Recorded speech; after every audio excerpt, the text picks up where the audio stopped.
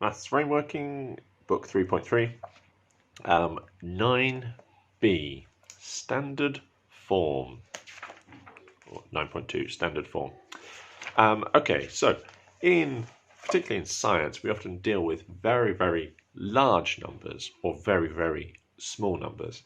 And writing out those zeros is a really good way of getting confused and making a mistake. So we need to make those smaller. And actually, when you get to really big numbers, you run out of space. So we can very quickly, using things like standard form, you can very quickly write a number that would fill an entire book. And that seems like a ridiculous concept, but physicists are talking about numbers where if you write them out, you would need all the paper in the universe to do it. So yeah, standard form is a way of making really big numbers manageable. So here's a number here, 73. What would this? Well, that would be 1,000 million. That would be a billion, 1,000 billion, 73,000 billion. Okay.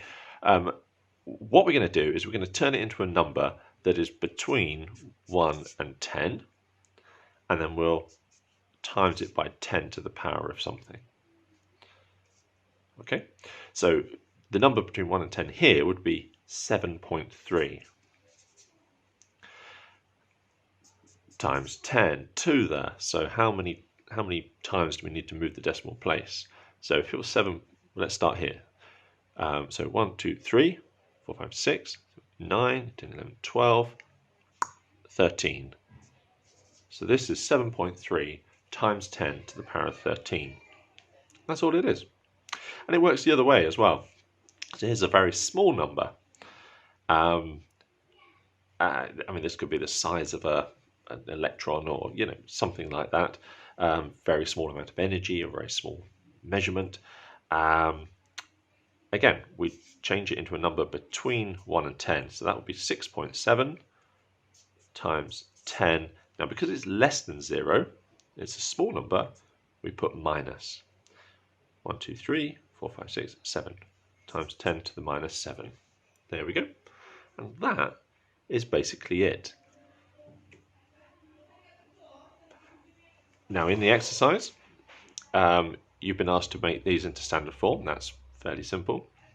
And now here you've been given standard form numbers and you have to put into ordinary numbers. Let me just do a couple of those. So 2a, 7.52 times 10 to the minus 3. Now maybe you can go straight for that. You could just put the zeros in, 3, or maybe you need to think about it like this, 7.52. You're dividing by, because it's a minus, 10 to the power 3, so that would be 1,000. So that would be 1, 2, 3. You can always do the quick check. So it's 3 zeros here, so it's 1, 2, 3, yes, and you end up with 7.52 again. Yeah, great. And I don't need to do any more. I'll leave that with you. Great. Actually, one last thing.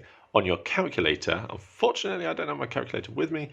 Sometimes you do a calculation and you end up with a number. You're expecting it to be really big, but your calculator says, 4.2796 E and then a number. Say.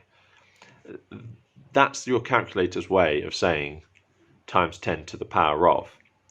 If your calculator is really clever, it might actually even say times 10 and put the numbers, to the power of, if you've got a fancy scientific one or graphical calculator. But if you've got a more basic scientific calculator, it can't show that on the screen. It's not like your phone that has a screen that can show anything. It's an LCD. So using the, what's available to it, it has to, like this, so on, and then it can do an E, because it can do an E in with the segments it has available to it.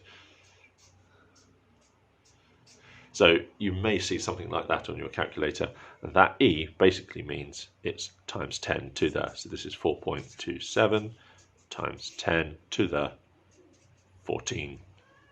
And when you get to really, really big numbers, of course, all these decimal places don't become significant. So we usually just do it to maybe 3 decimal places and then forget the rest. When you're talking about how many miles it is to Pluto, you're not worried about those last few degrees of accuracy.